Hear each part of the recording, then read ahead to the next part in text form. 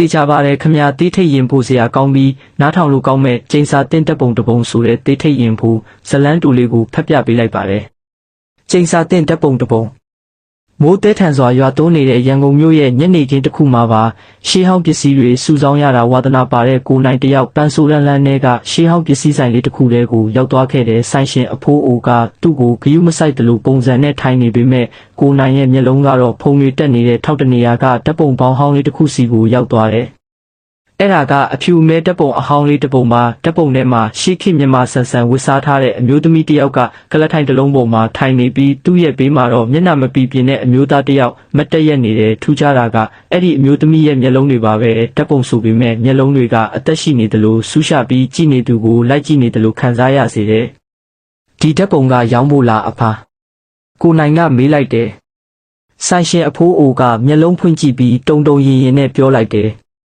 ယူသွားခြင်းယူသွားပါပတ်စံမပေးပါနဲ့ဒါပေမဲ့တတိထားပါလူလေးအဲ့ဒီပုံကပိုင်ရှင်ရွေးတက်တယ်ကိုနိုင်ကတော့အဖိုးအိုစကားကိုအယူသေးတယ်လို့ပဲသဘောထားပြီးဓာတ်ပုံကိုအိမ်ပြန်ယူလာခဲ့တယ်အဲ့ဒီညကစပြီးထူးခြားမှုတွေစတင်มาတော့တယ်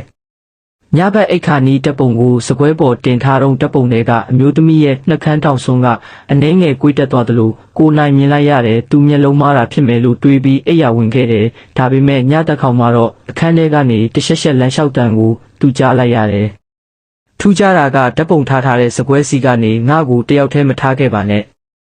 ဆိုတဲ့တီတိုးရေရွတ်တန်လိုအတန်မျိုးကြားလိုက်ရတာပါပဲကိုနိုင်ထိတ်လန့်ပြီးမိထဖွင့်လိုက်တော့ဘာမှမရှိပါဘူးဒါပေမဲ့ဓာတ်ပုံကိုပြန်ကြည့်လိုက်တဲ့အခါသူ့သွေးတွေအေးခဲသွားသလိုခံစားလိုက်ရတယ်ဓာတ်ပုံထဲမှာကလတ်ထိုင်ပေါ်ထိုင်နေတဲ့အမျိုးသမီးရဲ့ဘေးနားကမတ်တက်ရက်နေတဲ့အမျိုးသားပုံရိပ်ကပျောက်နေပါတယ်အဲ့ဒီအစာအမျိုးသမီးကလက်တစ်ဖက်ကိုဆန့်ထုတ်ပြီးတစုံတစ်ယောက်ကိုလှမ်းခေါ်နေတဲ့ပုံစံပြောင်းလဲသွားပါတယ်ကိုနိုင်ကြောက်လန့်တကြားနဲ့ဓာတ်ပုံကိုမီးရှို့ဖို့ကြိုးစားပါတယ်ဒါပေမဲ့မီးချစ်လိုက်တိုင်းမီးကငြိမ်းသွားသလိုအခန်းထဲမှာလည်းပုတ်စော်နံနဲ့အနံ့ဆိုးတစ်ခုရုတ်တရက်ရလာတဲ့ရုတ်တရက်မီးပြတ်သွားပြီးအမောင်ထဲမှာသူ့ပခုံးကိုအေးဆက်ဆက်လက်တစ်ဖက်ကလာကင်တာကိုခံစားလိုက်ရတယ်ရှင်ရောက်လာပြီပဲဆိုတဲ့အတန်ကသူ့နာနာကပ်ပြီးပြောလိုက်တယ်လို့ပါပဲနောက်တနေ့မနက်မှာတော့ကိုနိုင်ရဲ့တငယ်ချင်းဖြစ်သူကဖုံးမကင်လို့အခန်းကိုလိုက်လာခဲ့တဲ့အခန်းတကားကပွင့်နေပြီးအခန်းထဲမှာဘယ်သူမှမရှိပါဘူးစပွဲပေါ်မှာတော့ရှေးဟောင်းတပ်ပုံလေးတစ်ပုံတင်ထားတာကိုတွေ့လိုက်ရတယ်တငယ်ချင်းဖြစ်သူကဓာတ်ပုံကိုကောက်ကင်ကြည့်လိုက်တဲ့အခါအလွန်အံ့ဩသွားတဲ့ဓာတ်ပုံထဲမှာကလထိုင်ပေါ်ထိုင်နေတဲ့အမျိုးသမီးရဲ့ဘေးနားမှာမတ်တက်ရက်နေတဲ့အမျိုးသားတစ်ယောက်ပါလာလို့ပါပဲအဲ့ဒီအမျိုးသားရဲ့မျက်နှာကအနှဲငယ်မှုံဝါးနေပေမဲ့တေချာကြည့်ရင်တော့အဲ့ဒါကိုနိုင်ရဲ့မျက်နှာဖြစ်နေတာကိုထိတ်လန့်ဖွယ်တွေ့လိုက်ရပါတော့တယ်ဓာတ်ပုံတွေကကိုနိုင်ရဲ့မျက်နှာကတော့အလွန်မင်းကြောက်ရွံ့နေတဲ့ပုံစံနဲ့ပါဒီဇလန်းလေးကိုသဘောကျမယ်လို့မျှော်လင့်ပါတယ်